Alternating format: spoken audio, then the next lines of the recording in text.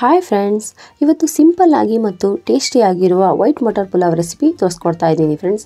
ಈ ರೆಸಿಪಿನ ಮಕ್ಕಳು ಕೂಡ ಮಾಡ್ಬೋದು, ಅಷ್ಟು ಸುಲಭವಾಗಿದೆ. ಹೊಟ್ಟೆ ತುಂಬಿದ್ರು ಮನಸ್ಸು ತುಂಬಲ್ಲ, ಅಷ್ಟು ಟೇಸ್ಟಿಯಾಗಿರುತ್ತೆ.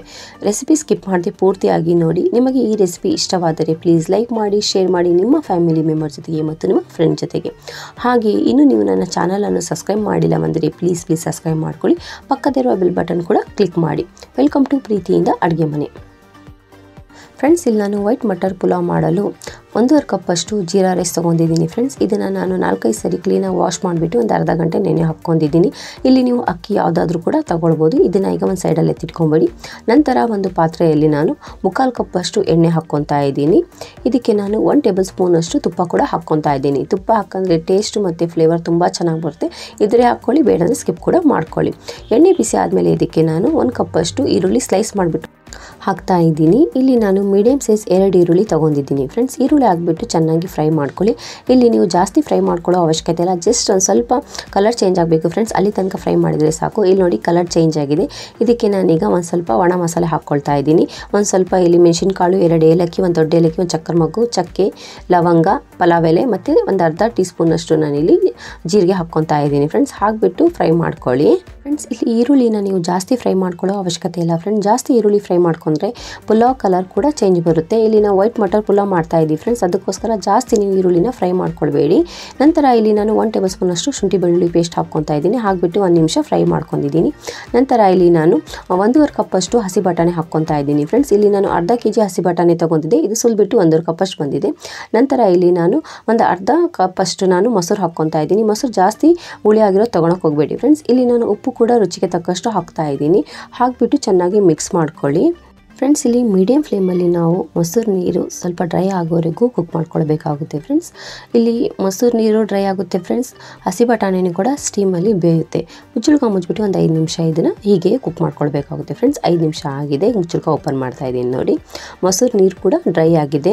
ಹಸಿ ಬಟಾಣಿ ಕೂಡ ಸ್ವಲ್ಪ ಬೆಂದಿದೆ ಫ್ರೆಂಡ್ಸ್. ಇದನ್ನು ಚೆನ್ನಾಗಿ ಮಿಕ್ಸ್ ಮಾಡ್ಕೊಳ್ಳಿ. ನಂತರ ಇದಕ್ಕೆ ನಾನಿಲ್ಲಿ ಟಮಾಟೆ ಹಣ್ಣು ಹಾಕ್ಕೊತಾ ಇದ್ದೀನಿ. ಇಲ್ಲಿ ನಾನು ಮೀಡಿಯಮ್ ಟಮಾಟೆನ 2 ಹಾಕ್ಕೊತಾ ಇದ್ದೀನಿ. ಇಲ್ಲಿ ಟಮಾಟೆ ಹಣ್ಣು ಸ್ವಲ್ಪ ದಪ್ಪಗೆ ಕಟ್ ಮಾಡ್ಕೊತಿದ್ದೀನಿ ಫ್ರೆಂಡ್ಸ್. ಪಲಾವಲ್ಲಿ ಕಲರು ತುಂಬ ಚೆನ್ನಾಗಿ ಕಾಣುತ್ತೆ, ಟೇಸ್ಟ್ ತುಂಬ ಚೆನ್ನಾಗಿ ಬರುತ್ತೆ. ಟಮಾಟೆ ಹಣ್ಣು ಹಾಕಿಬಿಟ್ಟು ಚೆನ್ನಾಗಿ ಮಿಕ್ಸ್ ಮಾಡ್ಕೊಳ್ಳಿ ಫ್ರೆಂಡ್ಸ್. ಇಲ್ಲಿ ನಾವು ಖಾರಕ್ಕಾಗಲಿ ಯಾವುದೇ ರೀತಿಯ ಖಾರ ಪುಡಿ ಯೂಸ್ ಮಾಡಿಲ್ಲ ಫ್ರೆಂಡ್ಸ್. ಇಲ್ಲಿ ನಾನು 3ರಿಂದ 4 ಹಸಿಮೆಣಸಿನಕಾಯಿ ಸ್ಲಿಟ್ ಮಾಡಿಬಿಟ್ಟು ಹಾಕ್ತಾ ಇದ್ದೀನಿ. ಇದನ್ನು ನೀವು ಬೇಕಾದರೆ ಪೇಸ್ಟ್ ಕೂಡ ಮಾಡಿಬಿಟ್ಟು ಹಾಕ್ಕೊಳ್ಬೋದು. ಹಾಕಿಬಿಟ್ಟು ಚೆನ್ನಾಗಿ ಮಿಕ್ಸ್ ಮಾಡ್ಕೊಳ್ಳಿ.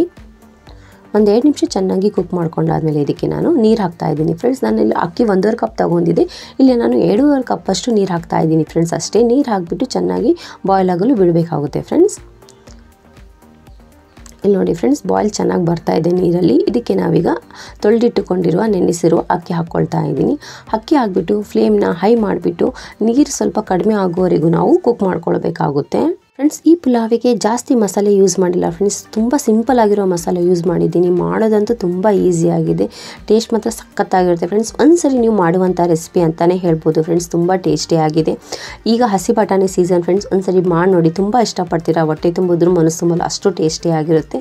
ಒಂದ್ಸರಿ ಟ್ರೈ ಮಾಡಿ ನೋಡಿ. ಕಮೆಂಟಲ್ಲಿ ಹೇಳಿ ಹೇಗೆ ಬಂದಿದೆ ಈ ರೆಸಿಪಿ ಅಂತ ಹೇಳ್ಬಿಟ್ಟು.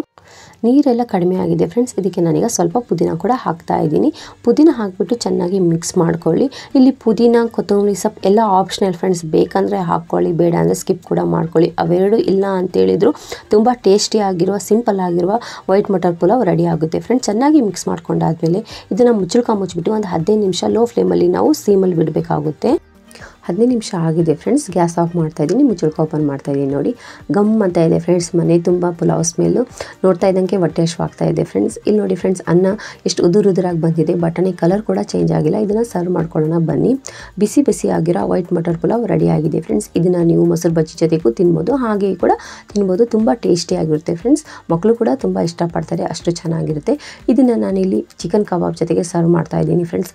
ಚಿಕನ್ ಕಬಾಬ್ ಜೊತೆಗೆ ಮಟರ್ ಪುಲಾವ್ ತಿಂತಾ ಇದ್ದರೆ ಸ್ವರ್ಗನೇ ಸಿಕ್ಕಂಗೆ ಆಗುತ್ತೆ ಫ್ರೆಂಡ್ಸ್. ಇಲ್ಲಿ ನೋಡಿ ಫ್ರೆಂಡ್ಸ್, ಅನ್ನ ಎಷ್ಟು ಉದುರಾಗಿ ಬಂದಿದೆ ಅಂತ ಹೇಳ್ಬಿಟ್ಟು. ನಿಮಗೆ ಈ ರೆಸಿಪಿ ಇಷ್ಟವಾದರೆ ಪ್ಲೀಸ್ ಲೈಕ್ ಮಾಡಿ, ಶೇರ್ ಮಾಡಿ ನಿಮ್ಮ ಫ್ಯಾಮಿಲಿ ಮೆಂಬರ್ ಜೊತೆಗೆ ಮತ್ತು ನಿಮ್ಮ ಫ್ರೆಂಡ್ಸ್ ಜೊತೆಗೆ. ಮತ್ತೆ ಸಿಗೋಣ ಮತ್ತೊಂದು ಹೊಸ ವಿಡಿಯೋ ಜೊತೆಗೆ. Thank you for watching. ಪ್ರೀತಿಯಿಂದ ಅಡುಗೆ ಮನೆ.